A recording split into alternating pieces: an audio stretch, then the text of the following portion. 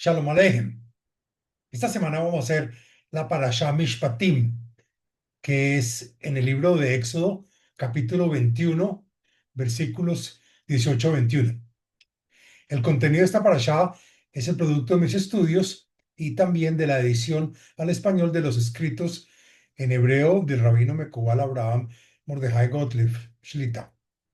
Bueno, el versículo 18 dice así: Veji Yeribun Anashim Hika ish et reu be'even o be'egrof ve'lo yamut ve'nafal lemishkav.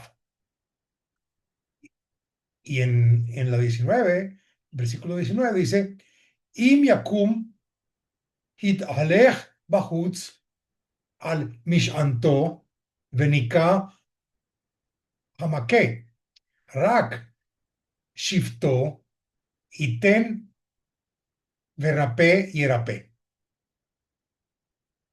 Que en castellano dice así: y si riñen hombres y alguno hiriere a su prójimo con piedra o con el puño y no muriere, sino que cayere en cama, entonces si se levantase y anduviera fuera de su báculo, entonces será absuelto el que, el que lo hirió. Solamente satisfacerá por lo que estuvo sin trabajar y también hará que lo curen. La Kabbalah, que explica la parte interior de la Torah, dice así: y si riñen dos hombres, la pregunta es quiénes son esos hombres que riñen. Entonces, la Kabbalah dice que hay que riñen el Yetzer Hatov, que es la inclinación al bien, el deseo de otorgar y dar, contra el deseo Yetzer Hara, que es la inclinación al mal, es decir, el deseo de recibir, la parte egoísta del hombre.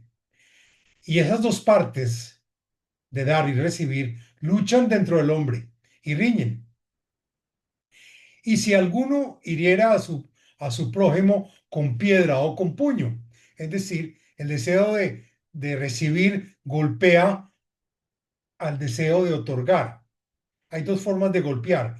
Con piedra, en hebreo es even, es de la palabra habaná, la palabra comprensión. Es decir, el deseo de recibir le hace comprender al hombre que no tendrá éxito si sigue por el camino de la Torá. Lo hará comprender en descarrilarlo. El deseo de recibir le da al hombre todo tipo de explicaciones, excusas que lo desvíen del camino de la Torá. Y la otra forma es golpearlo con el puño, que es egrof, que es en hebreo, tiene la misma gematría de la palabra rafú, que significa debilitamiento. Es decir, el puño indica que le debilita, que lo desespera, que le quita entusiasmo. Resulta que estas dos golpizas en realidad están conectadas. La piedra corresponde al aspecto del cerebro, de la inteligencia, que da al hombre el entendimiento que le conviene apartarse del camino de la Torá. Y el puño lo debilita, es decir, está relacionado con la parte del corazón, es decir, que introduce al hombre en pensamientos extraños hasta que lo desespera y lo desanima y le dice que por ahí no es, por el camino de la santidad, no es. Hay que notar que la piedra es externa al cuerpo y el puño es parte del cuerpo. Es decir, es algo que está, las tentaciones, y hay cosas fuera del cuerpo que le ayudan al hombre a a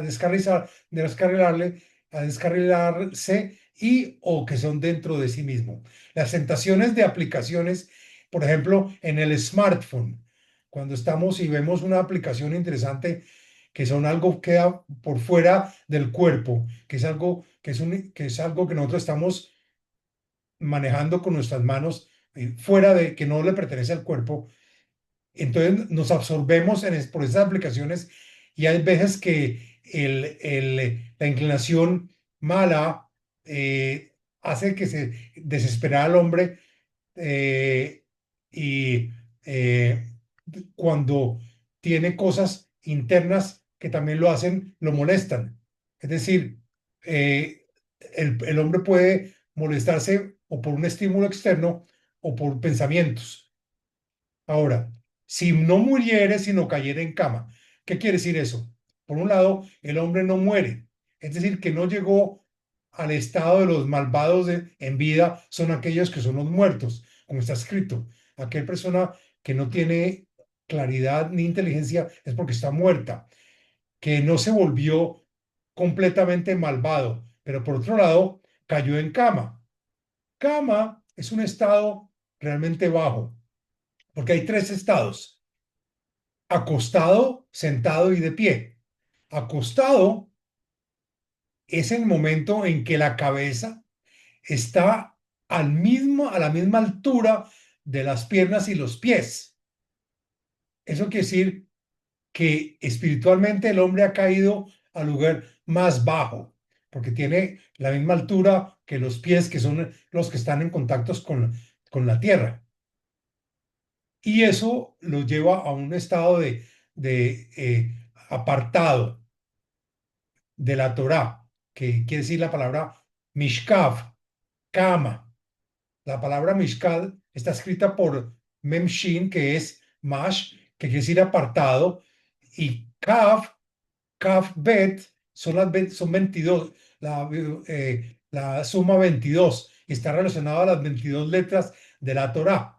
Es decir, que la persona son apartadas de la conciencia del hombre, que son las 22 letras le dan las palabras y le forman los pensamientos de la conciencia. Entonces, quiere decir, cuando la persona está en cama, es como si estuviera apartado, le tiene problemas en su conciencia y puede decir cosas que no son apropiadas para continuar con su formación judaica y demás cuestiones. Ahora, si se levantara y anduviera fuera de su báculo, de su lugar, entonces sería absuelto aquella persona que lo hirió.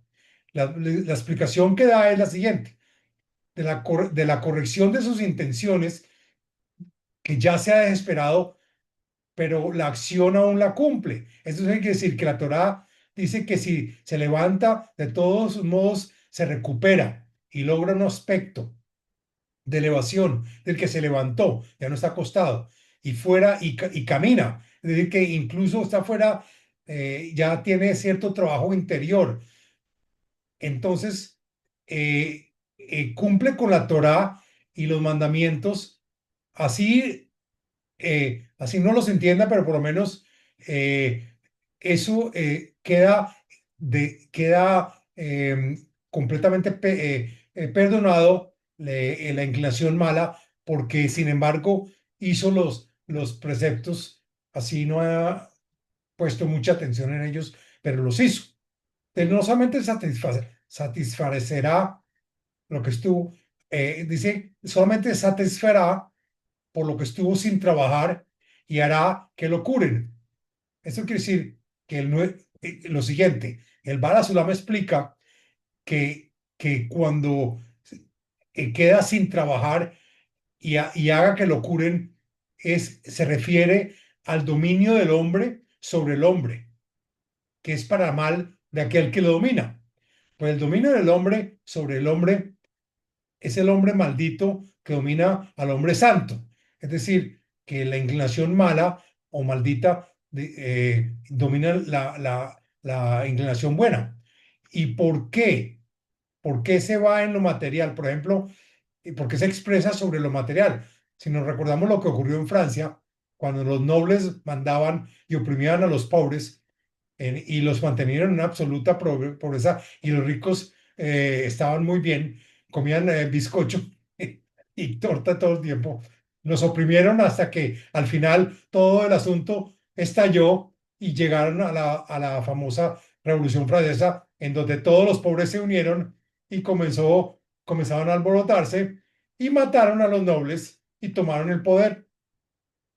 Vemos aquí que en lo material el dominio del hombre sobre el hombre es para el mal de aquel que ejerció por primera vez la parte mala. ¿Por qué? Porque cuando el que más domina, más hostiga y causa sufrimiento y dolor. Pero con el sufrimiento y dolor acelera su propio fin. Al final del cabo, al cabo, el que está esclavizado se levantará y se rebrará y anulará ese estado. Eso quiere decir que la persona que estuvo esclavizada pasó por una ley de desarrollo, se desarrolló, caminó sobre el camino de los sufrimientos.